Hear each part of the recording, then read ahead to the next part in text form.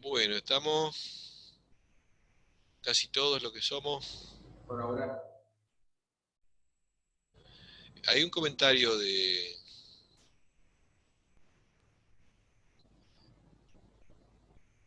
la compañera que tuvo que retirarse. Creo que ella es la que hace la pregunta, ¿no? Ella es la que hace la Eh, pregunta, sí.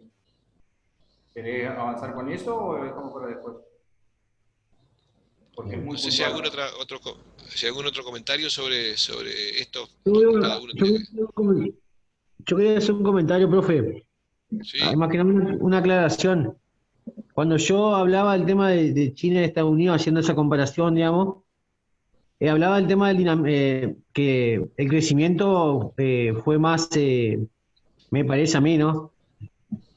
Más progresivo en esta última década, en estos últimos años de China que de Estados Unidos. El dinamismo del capitalismo, obviamente, es una cuestión también de Estado. Pero yo hablaba básicamente del crecimiento que tuvo un país sobre el otro. Básicamente a eso me refería. sí, por supuesto. Estamos hablando digamos, de la competencia entre dos economías y yo diría, dos países que son imperialistas, ¿no es cierto? Que buscan acaparar territorio, ganancia y dentro de la lógica del sistema, ¿no es cierto? Y por supuesto que ha habido un crecimiento, un avance y éxito rotundo de China en muchos campos en relación a Estados Unidos. Estados Unidos está en retirada y pérdida.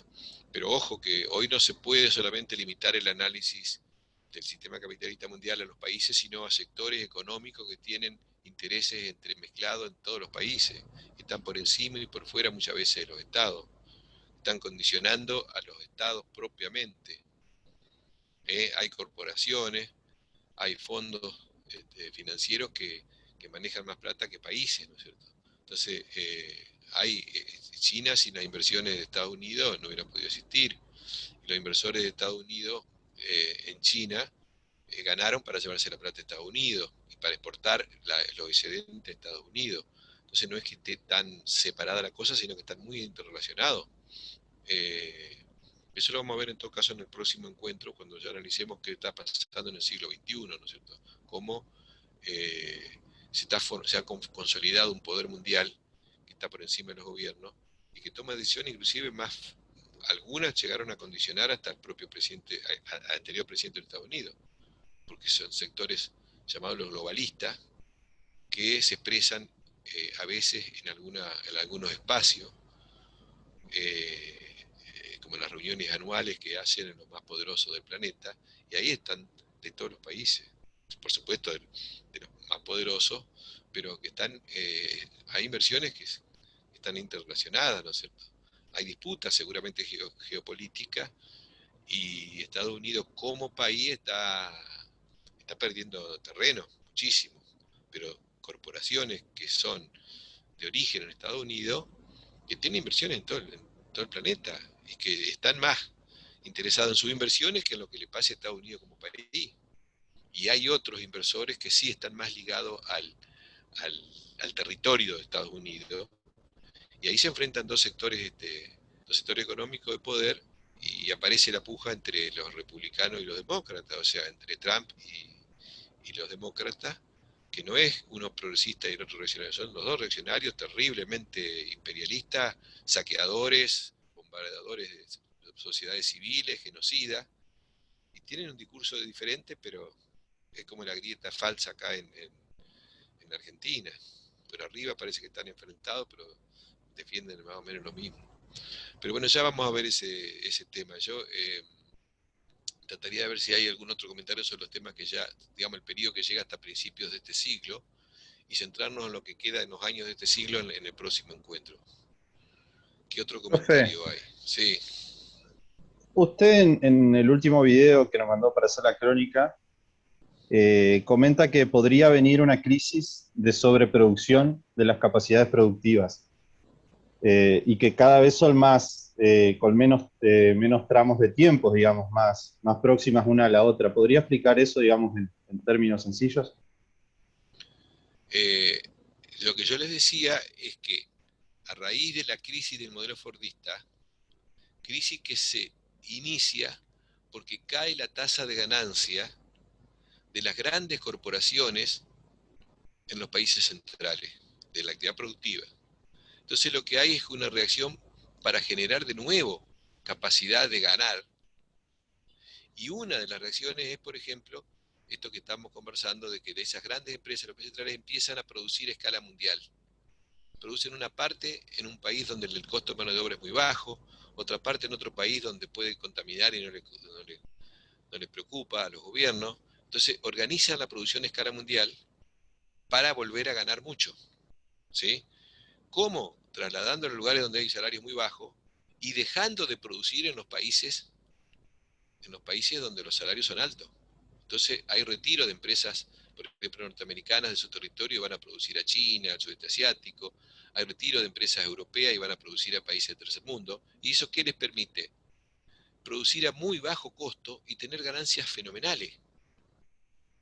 Ahora, ¿qué pasa en algún momento? Una vez que esas inversiones empiezan a dar resultados, empiezan a producir mucho, con nuevas tecnologías, a ganar mucho, ¿con qué se encuentran? Que necesitan venderlas. Y ellos han destrozado los mercados en el mundo. Entonces empieza a aparecer con mucha gravedad desde mediados de los 90 en adelante hasta hoy un nuevo problema en el capitalismo, que es esa sobreacumulación de capacidad productiva. Es mucha capacidad productiva, pero no hay mercado.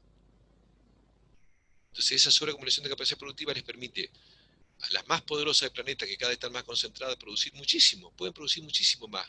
Sí, pero ¿y qué hacen? ¿A quién se lo venden?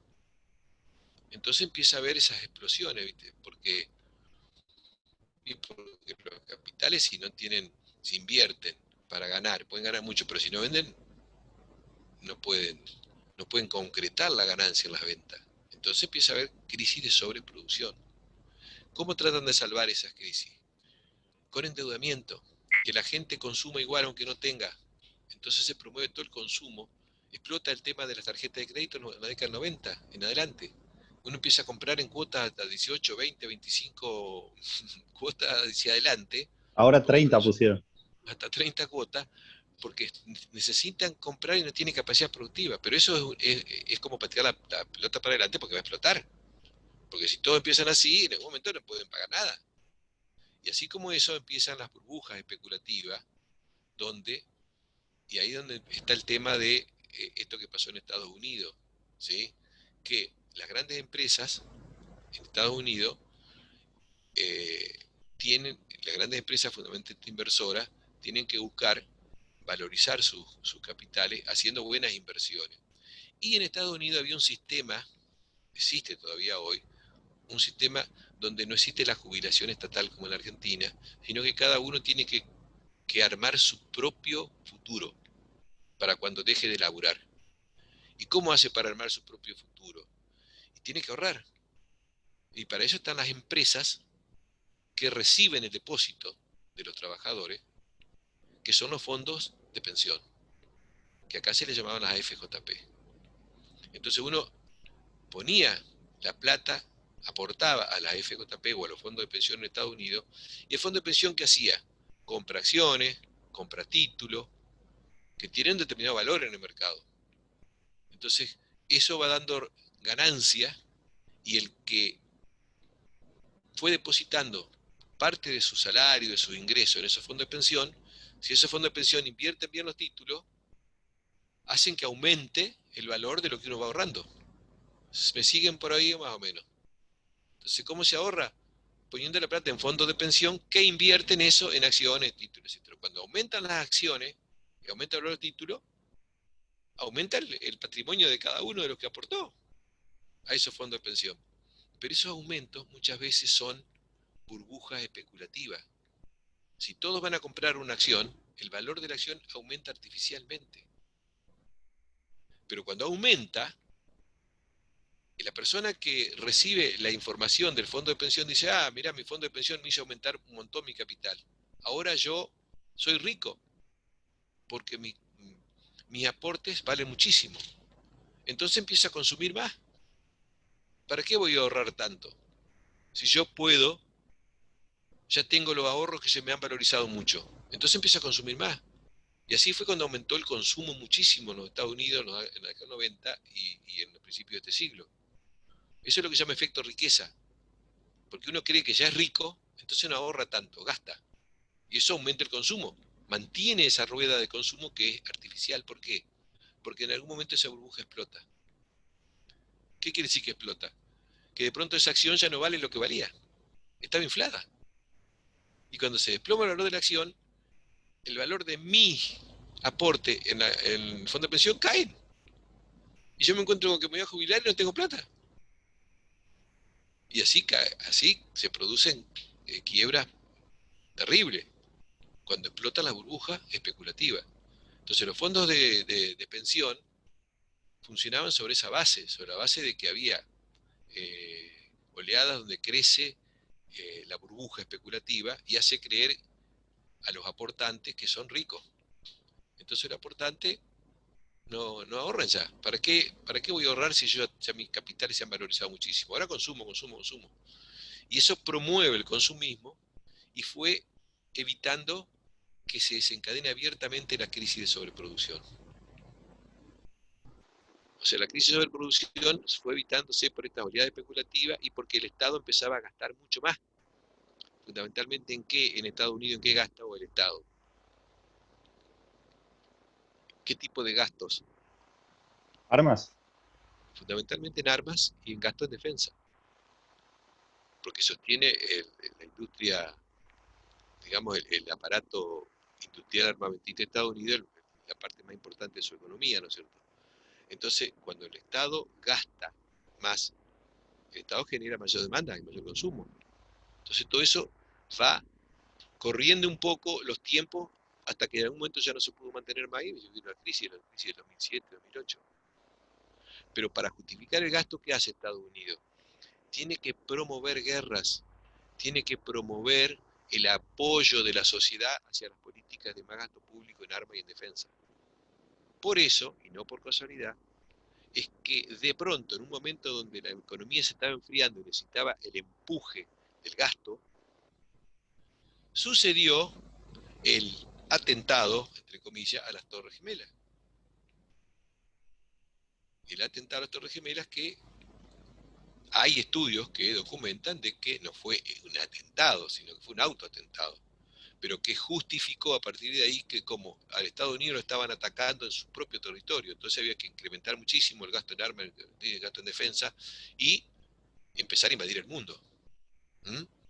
Entonces ahí empezó a justificar y empezó a crecer el gasto público de Estados Unidos y a tironear de nuevo la demanda global y a crecer el crecimiento. Hasta que eso tuvo un nuevo desgaste, después vino otra nueva oleada de especulación que fueron las acciones en las hipotecas, en las viviendas, que generó una gran burbuja especulativa que explotó en 2007-2008 y que abarcó a todo el mundo. Que lo vamos a ver en todo caso en la semana próxima, ¿no? Pero la FJP funcionaba en parte como funcionó en parte el sistema, digamos, como funciona en Estados Unidos, acá funciona también. Cuando el gobierno justicialista en los años 90 privatiza parte del sistema jubilatorio y inicia una etapa de aportantes. Los mejores aportantes se fueron del sistema estatal y se fueron a aportar a la FJP. Fue un gran negociado de los bancos, dos bancos, eso, ¿no es cierto?, que pusieron la FJP. Un negocio de los bancos y se quedaron con el grueso de los aportes. Hicieron grandes negocios y después no se pudo sostener el sistema previsional argentino. Pero lo específico del argentino lo vamos a ver cuando lleguemos dentro de 2 semanas a la parte nacional, que es muy interesante para entender un poco la historia reciente de la Argentina. ¿Algún otro comentario, lo que quedaban pendientes? ¿Preguntas o comentarios? Creo que tienen como tarea.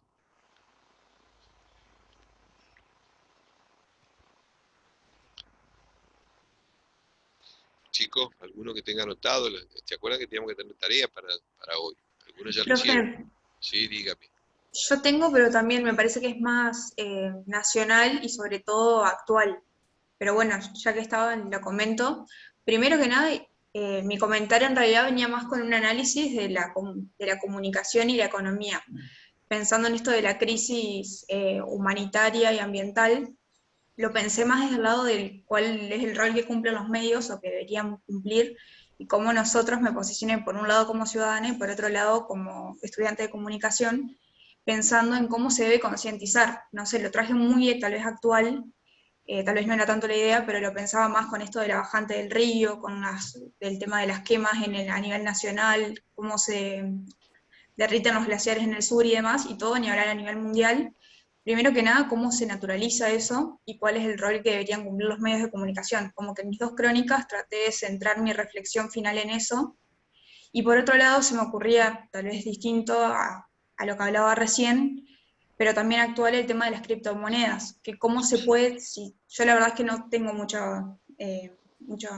conocimiento del tema, pero por eso quería consultar según cómo se puede traducir, si eso también o sea, a mí cuando leí me hacía acordar a lo de los 70, perdón, de las especulaciones, de que hasta qué punto eso que se está invirtiendo no se traduce en lo que sería el dinero real, y cómo también eso que se invierte, entre comillas, al no gastarse en otra parte, cuál es el problema que tiene como consecuencia en la economía. No sé si se entiende.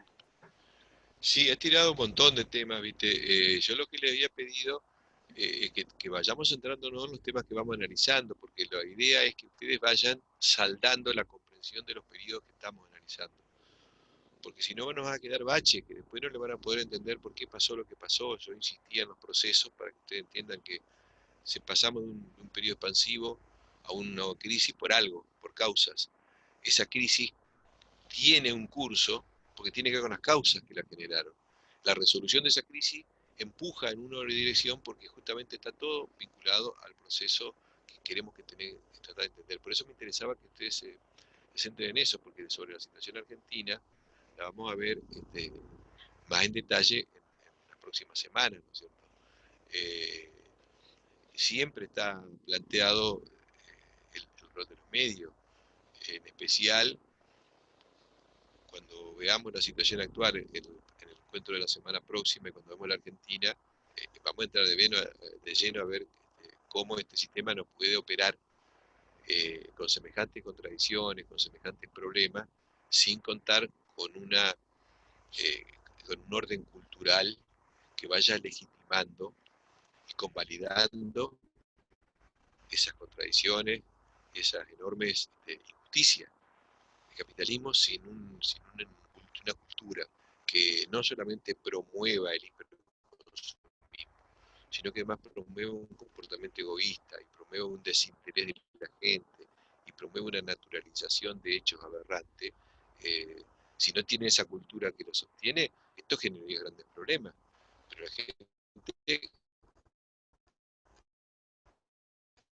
se va metiendo en la cabeza, bueno, que siempre hubo pobre, no se puede hacer otra cosa, entonces como que la cultura sirve justamente para consolidar, convalidar. Y los medios yo les llamo de incomunicación, extracción de poder, lo que es esa cultura, ¿no es cierto? Es decir, evitar, impedir que se muestre. Cuando nosotros hablamos de periodismo económico, hablamos de algo que no hacen normalmente lo que se llama periodista económico, que es analizar debajo de la superficie. Los periodistas solamente, económicos, para los periodistas económicos lo importante es que el sistema como tal, la economía capitalista como tal, funcione bien. Y para que funcione bien tiene que haber oportunidades rentables de negocio para que para que las empresas ganen más, las corporaciones ganen más, y políticas que lleven al mayor crecimiento para que el sistema crezca. Ahora, eso, desde el punto de vista de la economía, como lo entendemos nosotros, no hay ninguna garantía para que mejoren las condiciones de vida de la gente. Entonces, el periodismo económico, en lugar de explicar cómo deben mejorar las condiciones de vida o cómo están las condiciones reales de vida, lo que hace es ocultarlas, hablando de otras cosas, ¿no es cierto? Entonces, los medios en general ocultan todo de estas cuestiones. Ocultan que, por ejemplo, las empresas más depredadoras, yo creo que un poco lo leí Octavio en uno de los videos, que las empresas más depredadoras del planeta son las que teóricamente más se preocupan en su marketing por el ambiente, ¿sí? Entonces, ¿cómo puede ser eso? Bueno, porque para eso está, para justificar la depredación que hace, están los medios de comunicación y desinformación, ¿no es cierto? Entonces aparecen campañas, o noticias, o notas, o reportajes a gente de esas empresas que habla de lo bueno que son, de que se preocupan por el ambiente. Entonces Monsanto es producción sustentable. El discurso Monsanto es producción ambiental, sustentable. el discurso ambiental, El discurso ambiental exactamente. de las Sí. empresas, las megamineras. Este gobierno es un gobierno que está por el ambientalismo. y un gobierno que garantiza las actividades tremendamente más destructivas y más depredadoras del ambiente, que en medio de haber paralizado casi todas las actividades, garantizó que las actividades esenciales eran la megaminería, el fracking y los agronegocios, el monocultivo y el regar generosamente el territorio con agrotóxicos. Eso se sigue promoviendo. Y sin embargo, los medios dicen que hay preocupación por el ambiente. Entonces, está bien esta reflexión sobre el rol de los medios en general, ¿no es cierto? Ya vamos a ver en el caso específico después de cada etapa de gobierno que analicemos, pero hay como una cobertura de los medios donde no se habla de los desastres, los daños que se generan. Acá en Argentina y en otros países de América Latina ha habido desastres fenomenales que generaron estas actividades como la megaminería. En Brasil hubo un hecho hace 4 o 5 años que se rompió un dique de contención con el lodo tóxico y sepultó un pueblo. La gente murió sepultada en lodo tóxico. Eso ni siquiera mereció un día una información y nada más. Eso es una locura. Y bueno, de eso tenemos megamineras acá que están promoviendo, y obviamente que acá nadie se responsabiliza por eso. Después tenemos que hablar de otro tema, ¿no es cierto?, de cómo se están inoculando masivamente con estas mal llamadas vacunas en todo el mundo, sustancias tóxicas que están generando miles de muertes y cientos de miles de afectados graves, y las empresas han logrado leyes que donde los estados las eximen de cualquier responsabilidad por las muertes y los enfermos graves que generan. Es decir, no se compromete. La ganancia sí, decenas de miles de millones de dólares están ganando por este desastre que están haciendo, y no se responsabilizan. Y bueno, ninguna de estas grandes empresas depredadoras realmente pagan las consecuencias, porque en general, ¿qué se hace? Se privatizan la ganancia y se socializan las pérdidas. Las pérdidas tienen que pagar entre todos, ¿no? Y bueno, y los medios de comunicación se ocupan de una manera muy eficaz de ocultar todo esto, en lugar de mostrarlo. Entonces aparecen aún periodistas muy hipercríticos de todo, pero de estas cosas no sacan los pies de plato ni por asomo. Porque bueno, y porque les va su laburo. Entonces, en lugar de ser periodistas, son mercenarios. Es decir, están al servicio del que pagan, no de los que tienen que investigar. Lo hemos hablado con Luis, digamos, cómo vos haces después un programa de televisión y hablas en contra de Monsanto y las consecuencias, cuando Monsanto es quien, a través de otro producto que ofrece, es quien te está pagando la publicidad. Y está complicado, pero ese es el desafío. Es el lindo desafío de la profesión, de aquellos que todavía la valoran desde esa perspectiva. Yo creo que no lo considero un delito grave que vos tengas una opinión partidaria con un partido político, pero siempre siendo claro con la objetividad, sabiendo que si estás dañando, sea este gobierno, sea el otro, vos tendrías que separarte de eso, de esa opinión personal tuya y contar la verdad. Me parece que ese es el verdadero rol del periodismo, y si no, bueno, hay que correrse y que lo haga otro desde ese punto de vista, que no sea un cínico, que sea objetivo. Y le vamos a deber la de las criptomonedas porque yo no lo entiendo, imagino que Luis tampoco. Ese está muy interesante. La objetividad, perdón Luis, esta parte sí. no digo la respuesta a Abril, la objetividad entendida como una honestidad intelectual. Eso que yo sé que se hace, yo pensaba que estaba mal, sigo creyendo que está mal, no porque lo haga alguien que yo aprecio va a pasar a ser positivo. Yo tengo que mantener esa honestidad justamente conmigo mismo, que sé que está mal y no me voy a mentir. Eso es mi posición en cuanto a la objetividad, porque sabemos que no existe, sí existe en términos personales. Profe, ¿puedo responder rápido lo anterior? Sí.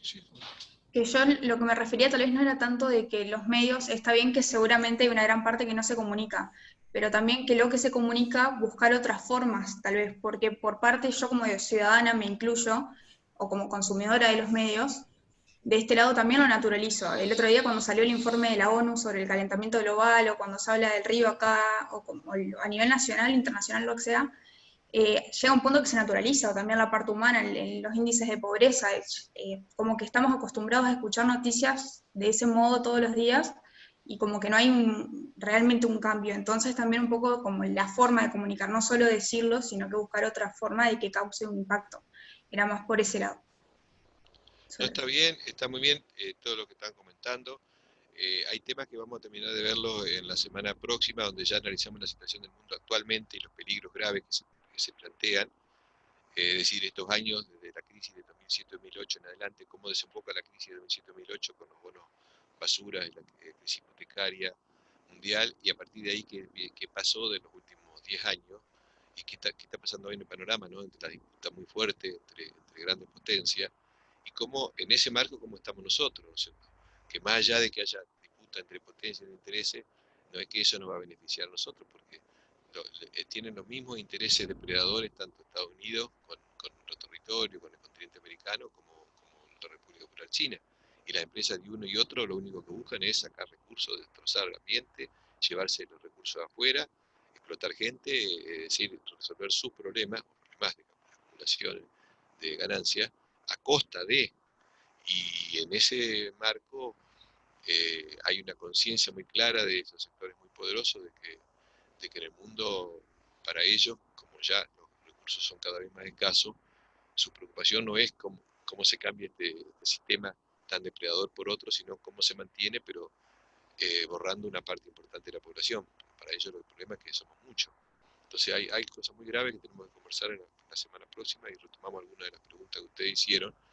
Y después entramos así en la administración nacional, ¿no es cierto? Bueno, en ese marco y con este contexto y con estas tendencias estructurales a nivel mundial, bueno, ¿qué pasa con el capitalismo en Argentina? Eso ya vamos a entrar en el segundo de los próximos encuentros. El próximo cerramos la situación mundial y después volvemos a Argentina y vemos sí todo lo que ustedes quieran, ¿no es cierto?, en cuanto a política de los gobiernos, intereses, pero fundamentalmente eso es la base de entender un modelo de acumulación vigente, porque el modelo de acumulación es el que ordena la conducta de los partidos políticos y del funcionamiento de la sociedad. Y ahí es donde vamos a ver muchas veces lo que aparece como enfrentados están coincidiendo lo mismo, pero para la tribuna, llamémosle así, hacen como que se pelean, ¿no es cierto? Entonces es una falsa grieta, mejor dicho, que es real, pero que es una división falsa de la sociedad. Me gustaría entonces ya cerrar acá con esto de la economía mundial, anticiparles que vamos a cerrar la crisis y los problemas que tiene el capitalismo en el siglo XXI a nivel mundial, y después volvemos a lo nacional. Ustedes ya van a tener, esta semana cerramos el último video mundial, la semana que viene ya con lo nacional de la macro, dos miradas de la macro, seguramente van a ver ustedes, mi colega Rubito es más de la mirada más convencional de la macro.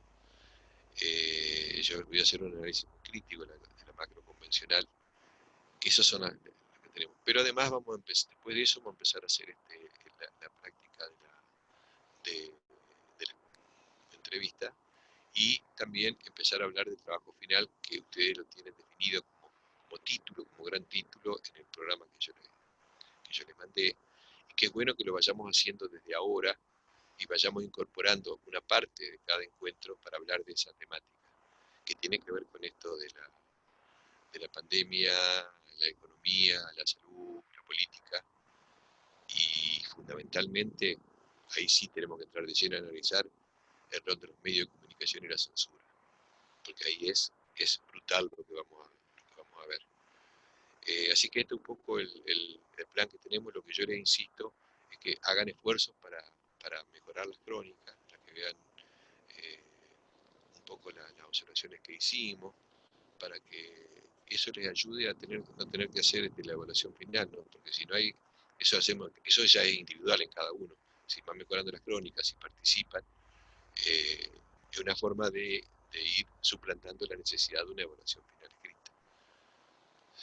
Ojalá nadie tenga que llegar a eso, pero en todo caso tampoco es traumático, ¿no es cierto? Pero es porque hemos evidenciado que en la crónica no están reflejando una comprensión de los temas. Ustedes en la crónica tienen que ser claros, tienen que mostrar que están comprendiendo el tema. ¿sí? Entonces, si es necesario ver de nuevo el video o ir a un refuerzo de una bibliografía o preguntarle al docente, no hay problema.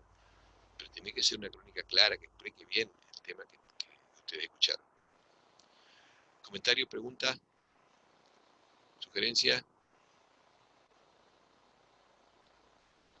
¿Mm? Bueno, entonces De quedamos mi así, parte no, chicos. profe. Bueno, yo les di un cronograma tentativo hasta por lo menos dentro de 2 semanas. La semana que viene nos vamos a encontrar el lunes solamente. La otra semana también el lunes. Y mientras tanto tienen tareas para hacer. ¿Mm? Y cualquier cosa a disposición para que hagan consultas, ya sea en el Facebook, manden por correo. ¿Mm? ¿Estamos, niños y niñas? ¿De acuerdo? Nos vemos.